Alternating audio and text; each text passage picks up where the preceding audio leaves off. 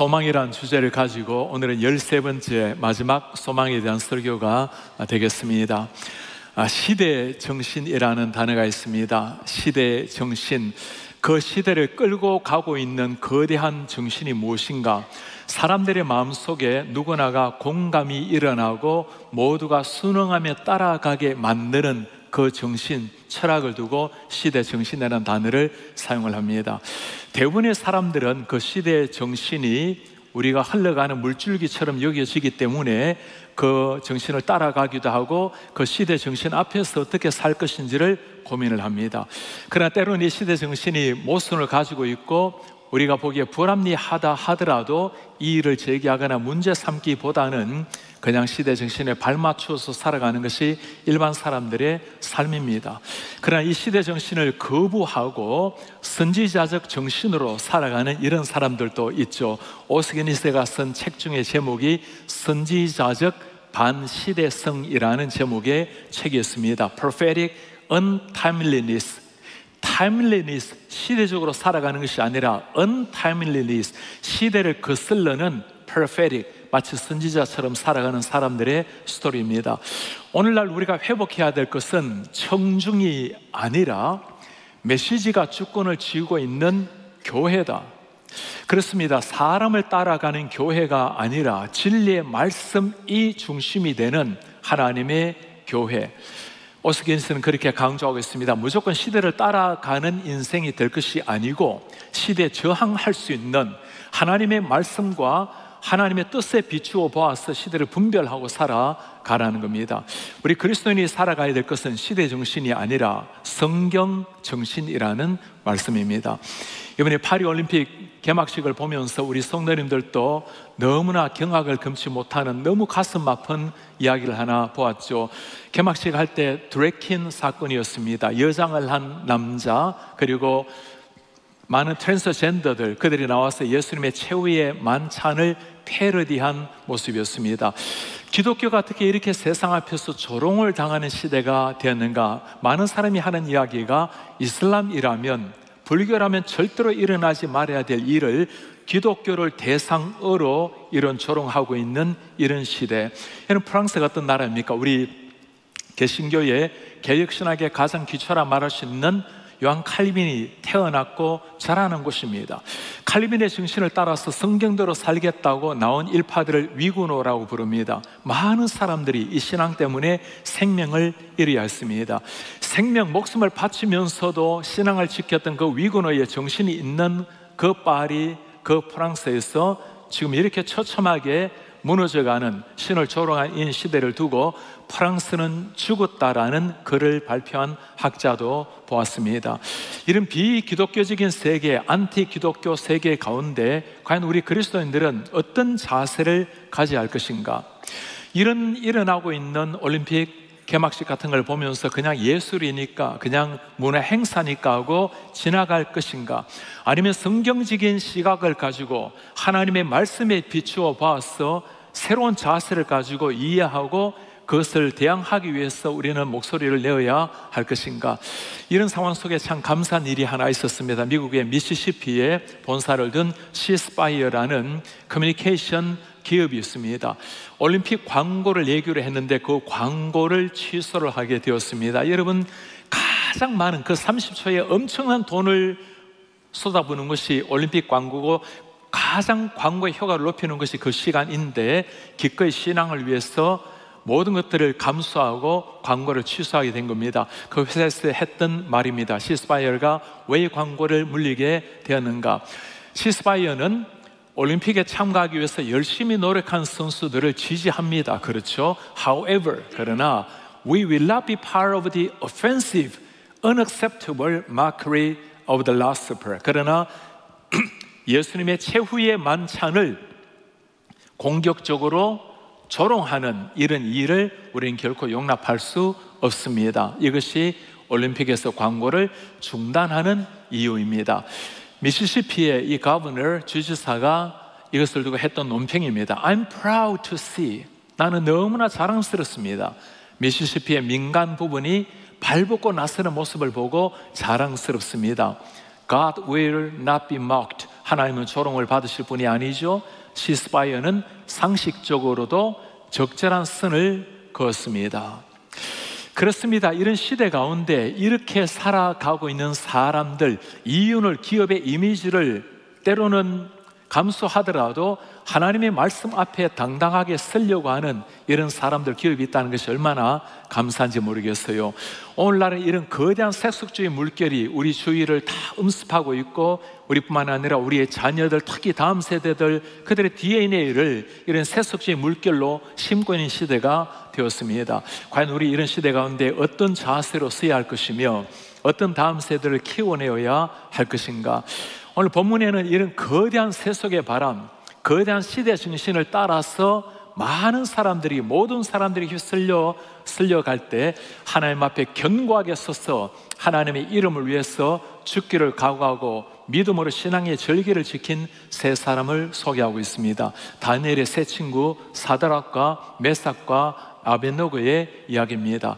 2600년 정도 전에 바벨론에서 일어난 사건입니다. 바벨론은 지금의 북아프리카, 그리고 에티오피아, 인도, 중동 대부분의 나라를 점령했던 대제국입니다. 이 대제국을 만든 왕이 느부갓네살 왕입니다.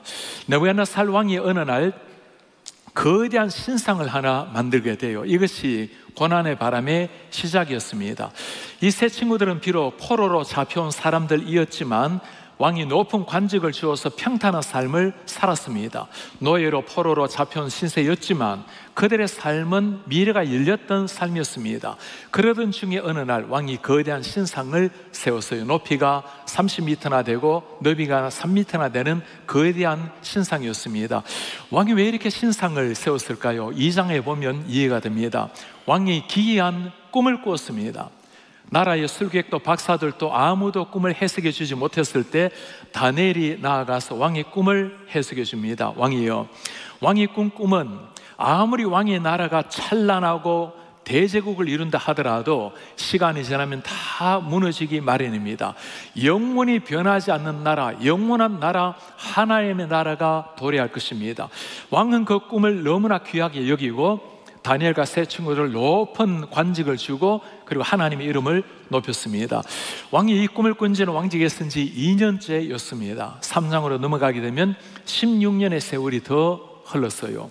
나라가 어떻게 되었을까요? 점점 더 부강해져 갔습니다. 왕의 마음도 점점 더 교만해져 간 겁니다. 왕은 자신의 왕권을 상징하는 거대한 신상을 세우고 바벨론을 다스리는 수천 명의 관리들을 다 불러 모았습니다. 그리고 궁중에 음악을 켜는 악사들을 다 불러 모았어요. 누구든지 음악이 울리거든 엎드려서 절하라. 누구든지 음악이 울리거든 엎드려서 절하라. 그리고 절하지 아니하는 자에게 어떤 벌을 내릴지를 6절에 말씀을 하고 있습니다. 엎드려 절하지 아니하는 자는 맹렬히 타는 풀무불 가운데 집어 던져 죽이리라. 세 친구 옆에는 지금 당장이라도 사람을 집어 삼킬 듯이 풀무불이 타오르고 있습니다. 한 번쯤 절하고 살아남을 것인가, 아니면 절하기를 거부하고 이대로 목숨을 주님 앞에 드릴 것인가, 사느냐 죽느냐의 갈림길에 놓여지게 된 세 친구의 운명이었습니다. 이런 거대한 세속주의의 바람이 불어오는 순간 우리는 어떻게 반응을 해야 될까요?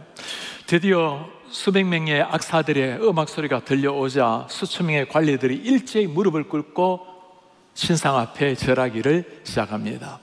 이 모습을 지켜보고 있는 그 왕의 눈을 한번 상상해 보시겠어요? 마치 천하가 자기 눈 안에, 손 안에 들어온 듯이 교만한 그 왕의 눈의 모습, 하나님의 눈을 한번 상상해 보시겠습니까? 하나님이 만드신, 하나님의 형상대로 지음받은 소중한 사람, 고귀한 사람이 하나님을 버리고 우상신 앞에 무릎을 꿇고 절하는 그 순간 찢겨져가는 하나님의 가슴, 피눈물 나는 하나님의 그 눈, 마치 세상 모든 사람이 하나님을 버리고 우상 앞에 절하는 듯한 순간이었습니다.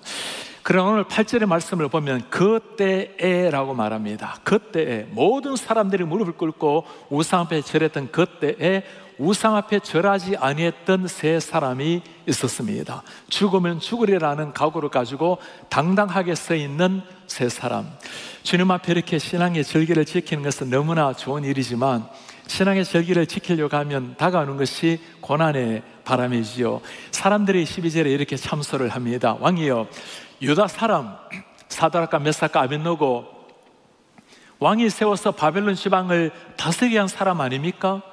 이 사람들이 왕을 높이지 않고 왕의 신들을 섬기지 않고 왕이 세우신 금신상에게 절하지도 아니했습니다. 그들의 참소하는 것은 고소는 맞았어요. 세 사람이 포로로 잡혀온 주제에 저렇게 높은 관직을 주었는데 왕의 호의를 다 무시하고 왕이 세운 금신상에게 절하지 아니하겠다는 것은 마치 왕권의 정면으로 도전하는 것이나 마찬가지였습니다. 왕은 평소 때 세 사람의 충정을 잘 아는 사람입니다. 그들을 불러 모아요. 사드락과 메삭과 아벳느고야, 너희가 정말 절하지 아니했느냐? 기회를 줍니다. 이제라도 준비했다가 음악이 울리거든 절하라. 그래야만 내가 너희를 살려주리라. 만일 너희들이 절하지 아니한다면 너희들을 내 손에서 건져내줄 신이 누구이겠는가? 죽느냐 사느냐 생사의 갈림길에서 세 친구의 대답은 참 놀랍습니다. 왕이여, 우리가 이 일에 대하여 왕에게 대답할 필요가 없습니다. 우리는 절할 수가 없습니다. 우리가 왕을 존중히 여기고 왕을 공경히 여기지만 바벨론을 다스릴 수 있는 관직을 준 것도 고마운 일이지만 그러나 우리가 섬기는 하나님은 유일한 하나님 한 분밖에 없기 때문에 하나님 위에 다른 신 앞에 무릎을 꿇을 수는 없습니다. 오늘날 이 시대는 하나님을 거부하는 시대, 하나님을 대적하는 이런 엔티 기독교 시대가 점점 되어가고 있습니다. 이런 시대 가운데 우리는 과연 어떤 행보를 그려야 될 것인가? 시대 정신이라는 것, 자이스트 가이스트라는 이 시대 정신 앞에 많은 사람들은 시대 물결을 따라가면서 신앙도 유지하려고 합니다. 어떤 사람들은 아예 시대를 버리고 조용하게 시대와 관계없이 살려고 하는 사람들도 있습니다. 어떤 사람들은 시대 속으로 뛰어들어가서 이런 시대를 변화시키면서 하나님 나라로 만들어 가야 되지 않겠는가? 이런 상황에서 우리 그리스도인들은 어떤 자세로 살아가야 할 것인가? 과연 하나님은 어떻게 살아가는 것을 가장 기뻐하실 것인가? 그리고 우리가 꿈꾸고 있는 그 하나님의 세상, 온 세상에 하나님께 영광을 돌리는 그 나라는 어떻게 소망을 할 수가 있는가? 오늘 다니엘의 세 친구의 일사각오의 삶을 통해서 세 가지의 그 비밀을 한번 찾아보려고 합니다. 첫 번째, 우리의 자세입니다. 세상의 위협 앞에서 어떻게 설 것인가?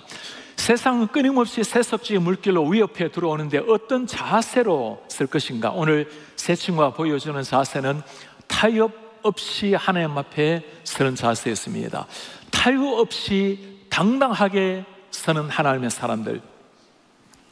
왕이 명령을 내립니다. 모든 사람들 일제히 무릎을 꿇고 절하라. 죽음의 그 순간에 세 친구는 당당하고 담대하게 하나님 앞에 섰습니다. 모든 걸 다 내려놓을 수 있지만 하나님을 향한 신앙과 타협할 수 있는 것은 아무것도 없었습니다. 사실 사람의 눈으로 보면, 지혜의 눈으로 보면 이 세 사람은 왕 앞에 절해야 될 사람 아니겠어요? 포로로 잡혀온 사람들입니다. 적국의 왕인데 그들을 살려주었고 높은 관직을 주어서 편안한 삶을 예배한 사람 아닙니까? 다시 기회를 줘요. 왕의 명령이라는 것을 한번 뱉어내면 거절할 수 있는 게 왕의 명령입니다. 다시 한번 기회를 주면서라도 살려주려고 노력하고 있는 이 왕의 마음, 한 번 정도는 그냥 예의로라도 무릎을 꿇어야 되지 않겠습니까? 그것이 왕에 대한 예의요, 그것이 살아날 수 있는 길이요, 미래를 기약할 수 있는 길이었습니다. 그러나 이 모든 납득할 만한 유혹에 그들은 타협하지 않았습니다. 왕이여, 우리는 금신상 앞에 절할 수 없습니다. 많은 사람들이 이런 상황에 이런 질문을 합니다. 굳이 우리가 그렇게까지 살아야 됩니까? 그냥 이 정도 되면 한 번쯤 절하고 한 번쯤 눈 감고 절하고 살아남아서 하나님 나라를 구하면 안 된단 말입니까? 타협이라는 이름, 컴프로마이즈라는 이 이름은 신앙이라는 절대라는 이름을 빼버리면 너무나 지혜롭게 보입니다. 절대라는 이름을 빼버리고 타협이라는 이름을 가지고 오면 기독교는 너무나 안전하게 보여요. 이웃을 사랑하십시오. 내 몸처럼 사랑하십시오. 남들을 위해서 형제처럼 내 것을 내어드리십시오. 이보다 더 좋은 신앙이 있습니까? 이보다 더 좋은 철학이 있나요? 세상을 아름답게 만드는 윤리가 있나요? 이런 정신이 있나요? 왜 기독교가 세상 앞에 조롱을 당하기도 하고 무시를 당하기도 하고 따돌림을 당합니까? 절대라는 이 단어, Jesus is the only way to salvation, 예수가 구원에 이르는 유일한 only way to salvation, only란 단어를 빼버리면 문제될 게 없어요. 불교에도 이슬람교에도 착하게 살아도 다 나름대로 구원의 길이 있다면 기독교는 아주 평탄한 삶을 살게 될 것입니다.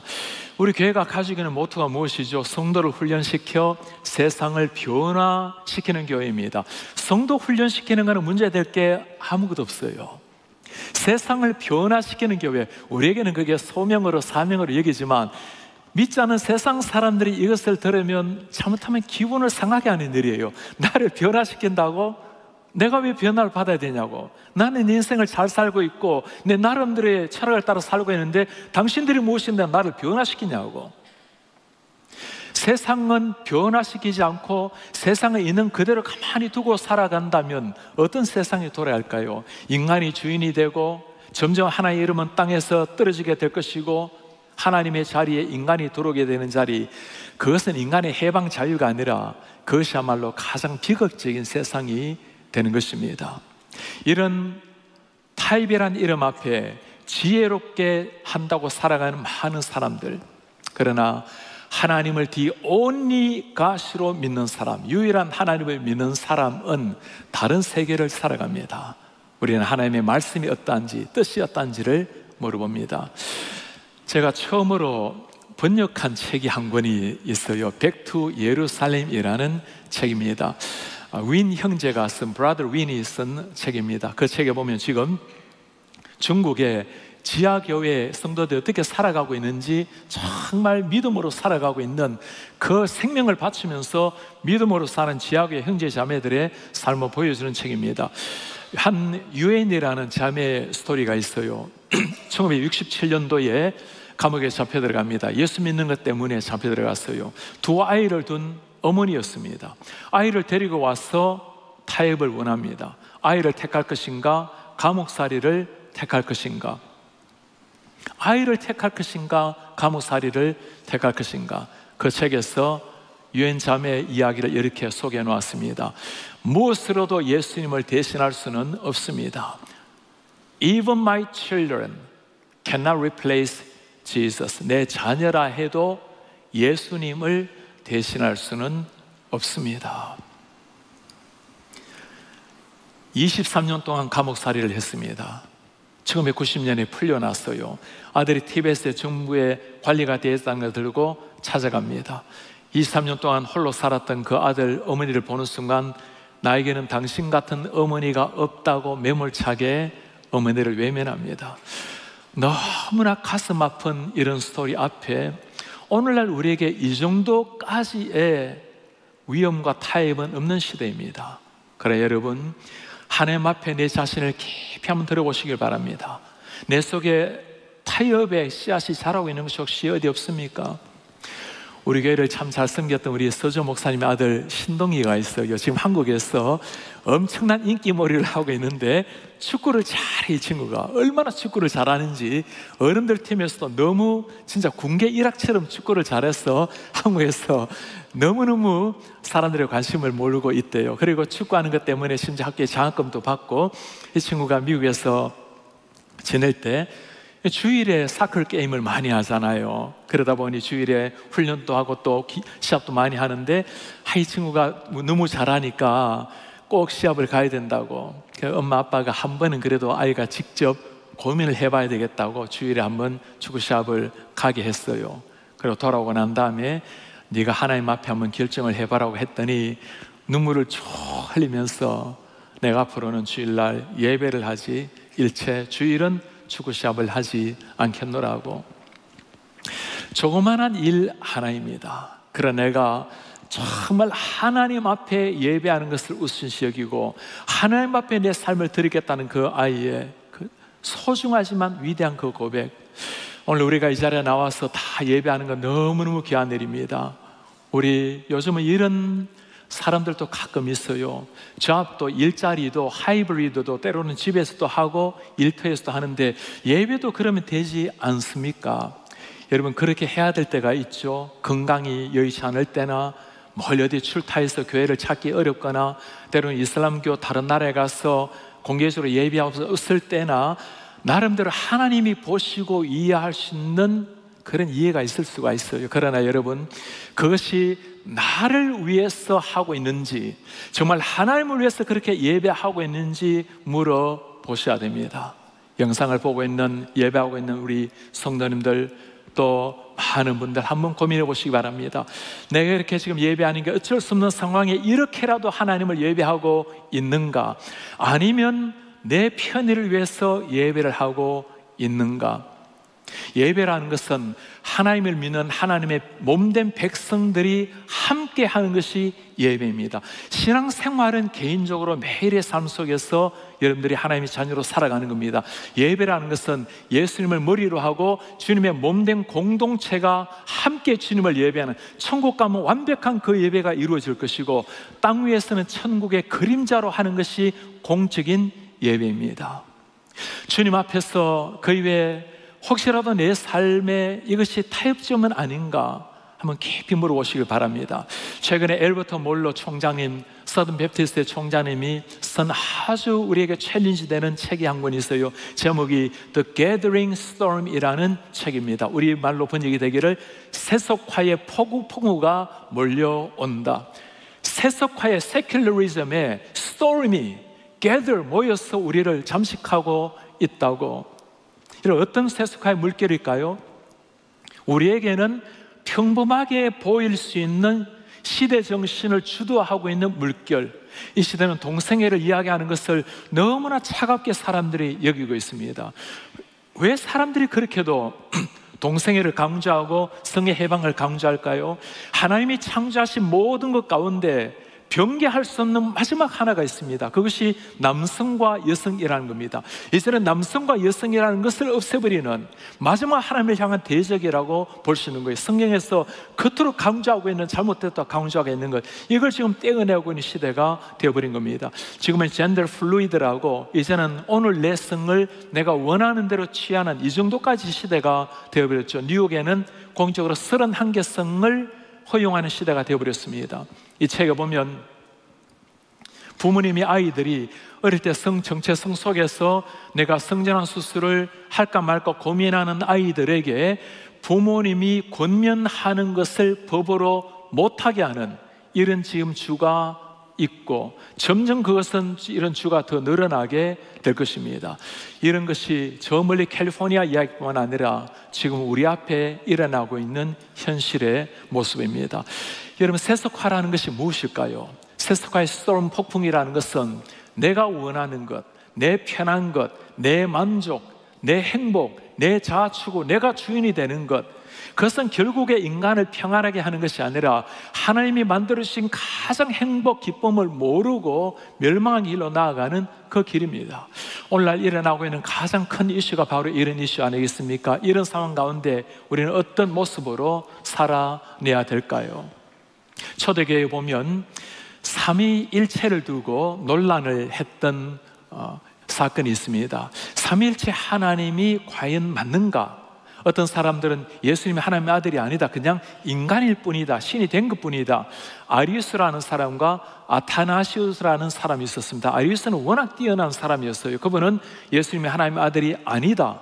아타나시우스라는 사람은 성경을 보면 예수님이 하나님의 아들이요 삼위일체 하나님이시다. 많은 사람들은 아리우스의 주장을 따라갔습니다. 그때 테오도시우스 황제가 아타나시우스에게 하는 말입니다. 세상 사람들이 다 당신을 거스르고 있어. 생각을 바꾸게나. 그때 아타나시우스가 했던 말입니다. 황제여, 모든 세상에 나를 거스르고 있다면 내가 세상을 거슬리겠습니다. 왜 그렇죠? 성경만이 유일한 진리이고 성경에서 예수 그리스도 하나님의 아들이라고 말하기 때문입니다. 우리 삶에 내가 타협을 하고 있는가 아니면 제대로 살아가고 있는가 한 가지 물어보시면 됩니다. 하나님의 얼굴 표정을 한번 가만히 생각을 해보세요. 하나님이 나를 바라보시고 기뻐하시면 바르게 살아가고 있는 겁니다. 하나님이 기뻐하지 않는다면 우리의 생각을 바꿔야 할 때입니다. 세 사람 당당하게 타협 없이 주님 앞에 섰어요. 두 번째, 과연 우리가 그렇게 설 수 있는 이유가 어디에 있을까요? 타협 없이 설 수 있는 비결이 어디에 있을까요? 절대적인 믿음 하나, 하나님을 절대적으로 믿는 믿음으로 서는 것. 오늘 당장에 절하지 않으면 풀무불에 집어 던지겠다고 말하는 그 왕 앞에 세 사람이 했던 말이 무엇입니까? 왕이 우리가 이 일에 대하여 왕에게 대답할 필요가 없습니다. 우리가 섬기는 하나님이 계신다면 우리를 맹렬히 타는 풀무불 가운데 건져내시겠고 왕의 손에서도 건져내실 겁니다. 보이지 않는 하나님이에요. 그런데도 불구하고 우리가 믿고 섬기는 하나님이 저 풀무불에서 우리를 건져내시겠습니다. 왕의 손에서도 건져내실 겁니다. 보이지 않는 하나님이셨지만 그러나 그들의 믿음은 절대적인 믿음이었습니다. 믿음이라는 것이 무엇이죠? 우리의 머릿속에 머무는 것이 아니라 내 몸을 움직여야, 내 생각 가치관을 움직여야, 삶에 영향을 주어야 우리는 그것을 살아있는 믿음이라고 가르치는 겁니다. 비록 죽음의 순간이었지만 그들은 믿음이 작동되었기 때문에 믿음으로 말미암아 살고 죽음이 문제가 아니었습니다. 우리는 하나님을 믿는 믿음 하나 가지고 살아낼 뿐입니다. 이런 말 한번 물어보시기 바랍니다. 오늘날 이 정도 사느냐 죽느냐의 순간까지 요구되는 일은 많지 않아요. 그러나 내 믿음이 나를 정말 움직이고 있는가? 이 믿음 때문에 내 생각을 바꾸고 물질관을 바꾸고 자녀를 키우는 가치관이 달라지고 행복에 대한 기준이 다르고 사람을 대하는 태도가 다르고 아침에 일어나면 하루를 맞이하는 자세, 직장을 대하는 자세, 모든 것에 영향을 미치는 것이 믿음입니다. 하나님 앞에서 살아가는 코람데오의 신앙입니다. 제가 중국에서 선교지에 있을 때 북한 두만강 상류에서 하류까지 쭉 섬긴 적이 있었습니다. 상류로 가서 남평, 또 왕청, 하류, 도문 이런 곳에 다니면서 많은 우리 북녘의 형제들, 또 자매들, 또 우리 중국의 젊은이들을 섬겨되었습니다. 한 번은 도문이라는 곳에 가서 제아교회 청년들을 섬기는데 그곳에 가기 전에 연길에 한 집사님 집에, 조선족 집에 머물게 되었어요. 그분들이 저에게 그렇게 알려줘요. 그 도문이라는 마을에 가면 지도자가 여성입니다. 화옥이라는 자매인데 그 자매가 그 도문에 가기 전에 우리 집에 사흘간 머물다 갔습니다. 21살 여인이 그 시골에 가서 교회를 세우겠다고 하니까 우리 딸을 뿐 부모님인지라 걱정이 되어서 물었습니다. 너 정말 가려고 하느냐? 네, 갑니다. 두렵지 않냐고. 그 시골에, 여러분 중국에 요즘 시골에 젊은이들 없어요. 다들 도시로 나가죠. 두렵지 않습니다. 하나님이 나와 함께 하시기 때문입니다. 그 말은 입술의 고백이 아니라 삶을 움직이는 생명의 한마디였습니다. 한 4시간, 5시간 가까이 차를 몰고 도문이란 마을에 갔어요. 바로 그 두만강 너머가 북한의 초소가 여기저기 보이는 곳이었습니다. 이미 갔을 때는 7명의 젊은이들이 제아교회를 이루고 있었고 아침 5시에 일어나서 말씀 읽고 예배하고 9시부터 오후 5시까지 수 놓아서 경제활동을 하고 저녁에 다시 예배하고 그렇게 공동생활을 이루고 북한의 형제도 자매도 같이 머물고 있었어요. 그 자매가 들려준 이야기였습니다. 이 마을에 처음에 왔을 때 한 300가구가 가까이 되는데 대부분이 초가 지붕이었어요. 몇 개 지붕이, 기와 지붕이 있는데 마을 사람들이 저를 바라보고 다 경계 눈빛을 보고 두려워했습니다. 중국에 젊은이들 할 일이 없죠. 아무 말 하지 않고 1년 동안 열심히 일손을 도왔어요.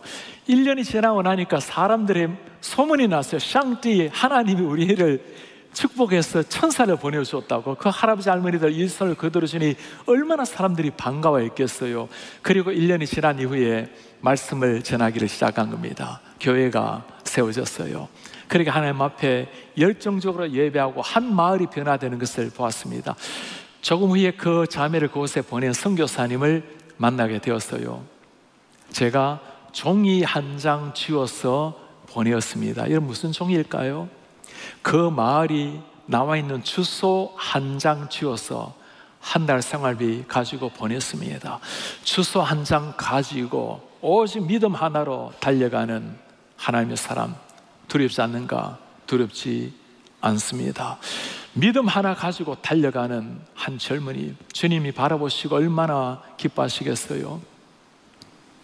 제가 이번 주 목요일이 되면 한국에 들어가서 금요일 도착해서 토요일 큰 집회가 하나 있습니다. 우리 교회에 스테이시 조, 마크 조 선교사님들이 왔다 가셨죠. 미국의 2세들로 목사님 또 의사 일을 다 내려놓고 지금 선교지에 들어가서 오직 한국의 젊은이들 깨우겠노라고 한국에 들어가서 사역하고 있는 2세 젊은이들입니다.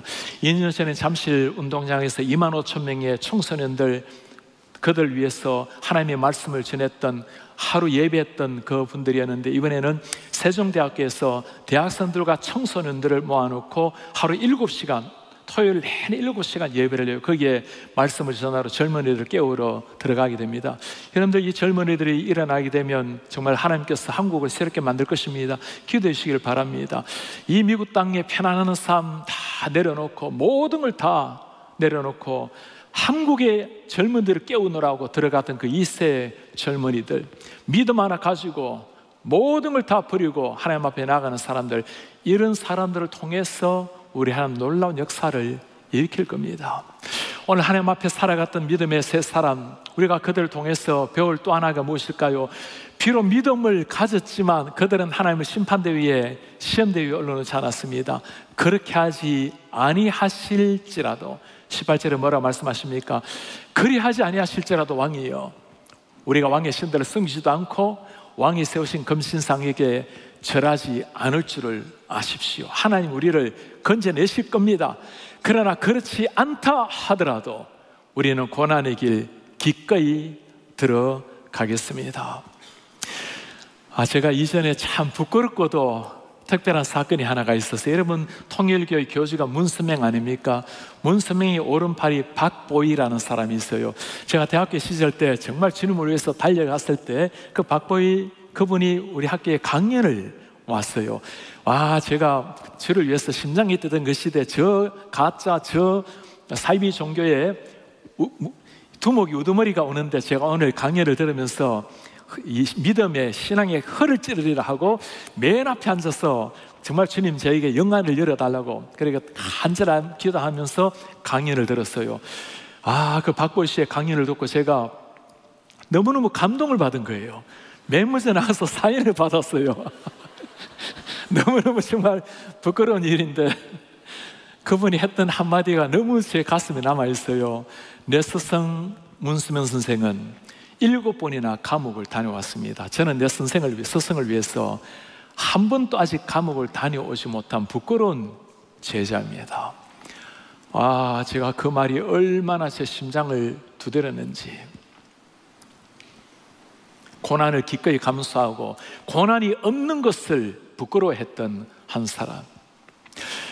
그리 하지 아니하실지라도 여러분 어때요? 우리가 다 믿음을 가지고 있습니다. 그러나 그리 아니하실지라도 여전히 주님 앞에 살아내고 있습니까? 최근에 우리 성도님들 가운데 사업이 조금 어려워져서 폐업을, 비즈니스를 닫은 분이 계세요.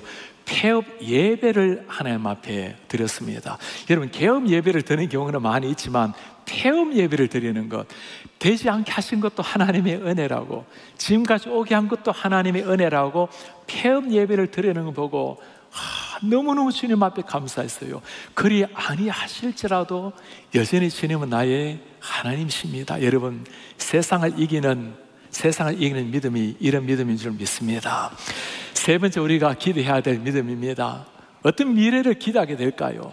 이렇게 살아낼 때 하나님이 어떤 미래를 주실까요? 하나님이 놀라운 영광을 받게 되는 겁니다.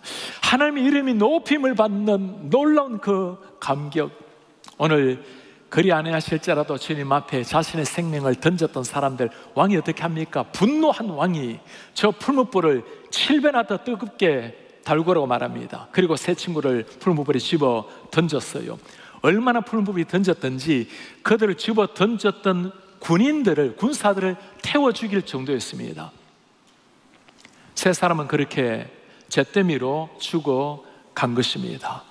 왕이 얼마나 안타까웠는지, 저 평소 때 저들이 산 삶을 보았는데 저렇게 허망하게 죽어가는 세 사람을 지켜보았어요. 깜짝 놀랐습니다. 그 푸른 불 안에 세 사람과 또 한 사람이 걸어가고 있었어요. 그 한 사람은 신의 모양을 가졌다고 이야기합니다. 누구겠습니까? 하나님이 하나님 앞에 죽으면 죽으리라 일사각오의 정신으로 살았던 세 친구를 우리 예수님을 보내셔서 살려내신 줄 믿습니다.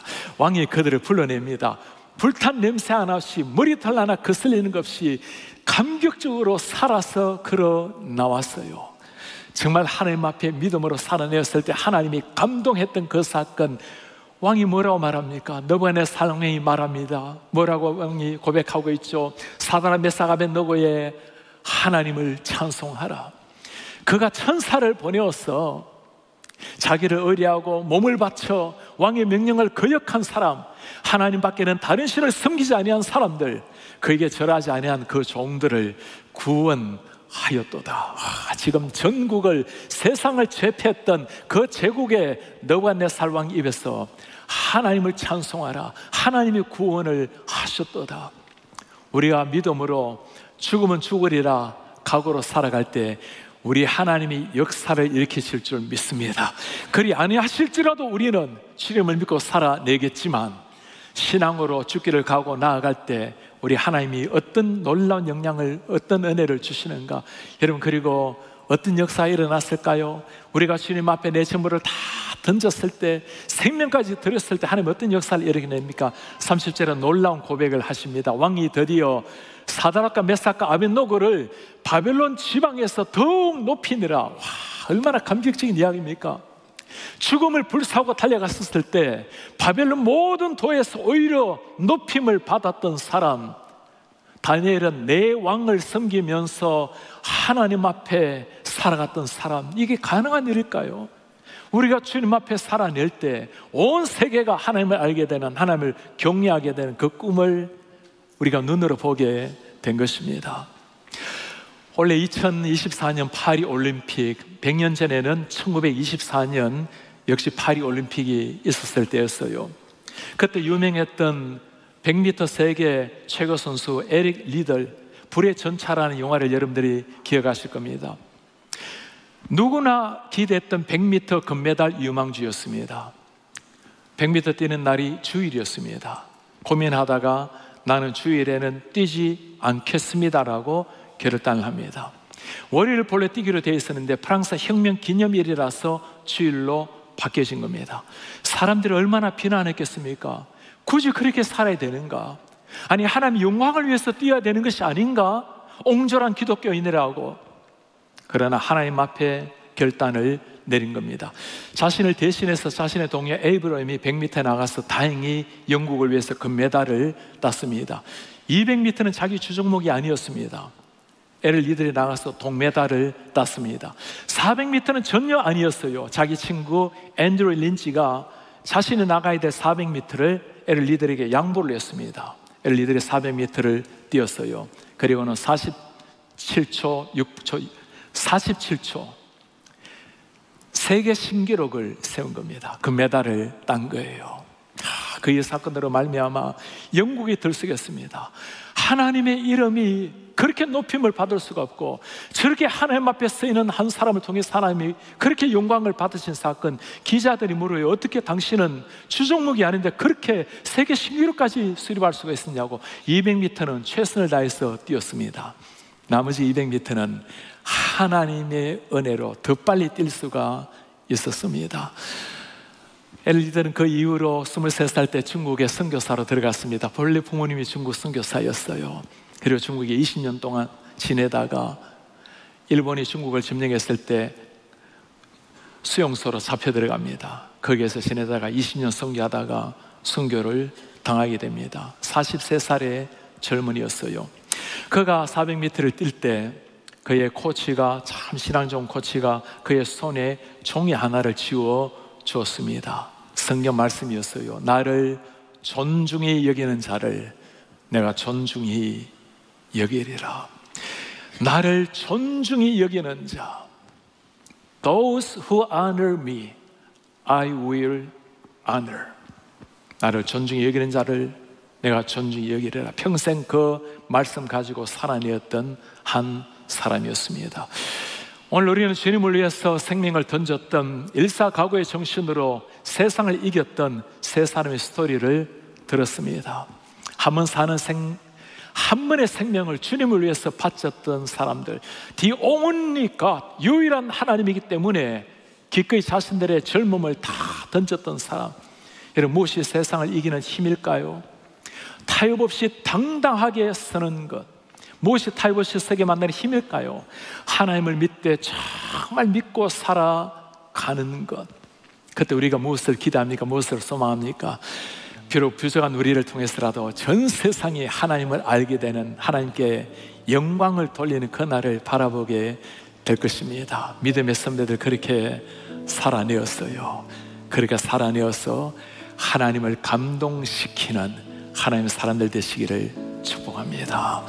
같이 일어나셔서 말씀을 기억하시면서 함께 우리 찬송하기를 원합니다. 내게 허락하신 시련을 통해서 나의 믿음이 더욱더 강하게 자랄 것입니다. 험한 삶 골짜기 지날 때 주님 나를 더욱더 이끌어 주십니다. 내가 겪는 시험 아무리 크다 할지라도 주님보다 크진 않습니다. 내 앞에 바다가 펼쳐지면 하나님은 바다 위로 걷게 할 것입니다. 그래서 주님, 저는 주님을 믿습니다.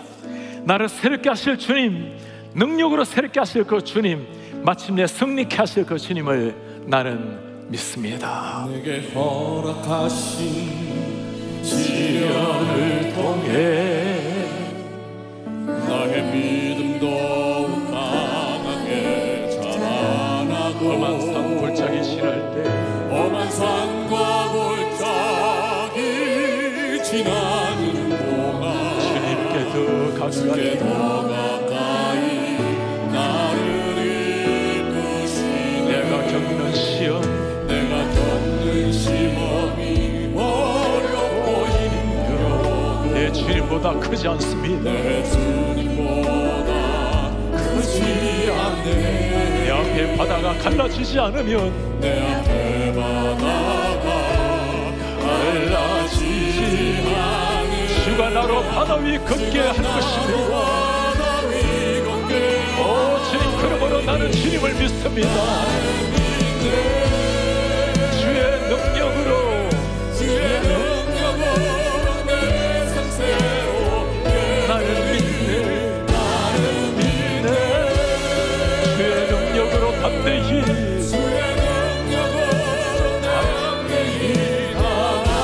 주와 함께 싸우며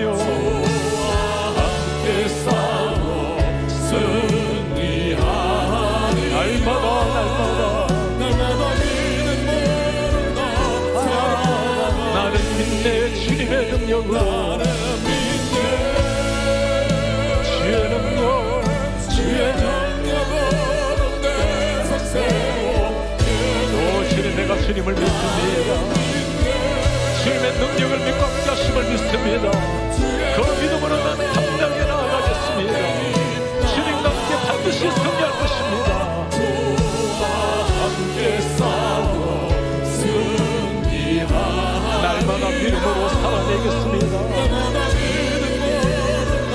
날마다 믿음으로 살아내겠습니다. 날마다 믿음으로 오 주님, 날마다 믿음으로 살아가리. 날마다 믿음으로 살아가리.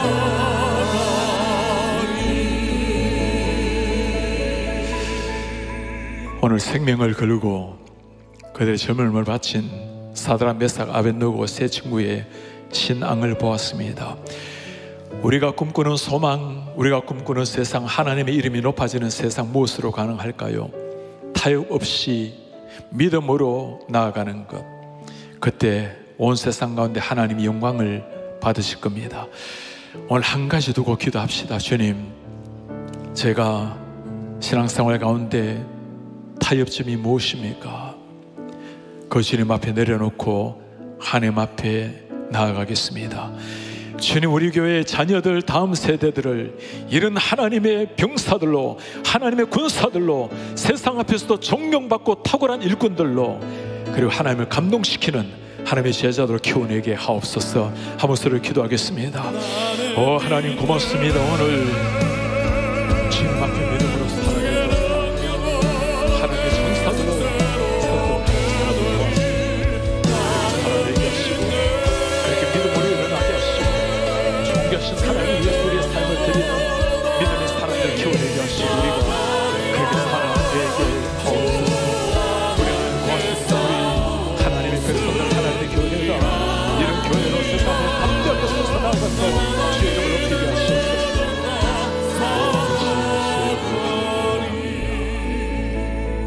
우리의 존귀하신 아버지, 그 옛날 풀무불 가운데서도 왕의 손에서도 건져내신 전능하신 하나님, 우리가 그 하나님을 믿습니다. 때로 그리 아니하실지라도 우리는 하나님을 믿고 나아가겠습니다. 주님, 그렇게 살아내게 하시고, 그렇게 사람들을 키워내게 하시고, 시대 정신이 아니라 신앙 정신을 따라 살아가는 이런 하나님의 사람들 되게 하옵소서. 주 예수 그리스도의 은혜와 하나님의 사랑과 성령의 교통하심이, 하나님의 말씀, 유일하신 말씀, 유일하신 하나님을 따라서 세속의 물결 앞에 믿음으로 당당하게 서서 우리 하나님의 이름을 높이고, 그 믿음으로 말미암아 세상 가운데 하나님의 영예를 더 높이고 이름을 높이기를 원하는 주의 모든 백성들 머리 위에 지금부터 영원토록 함께 있을지어다.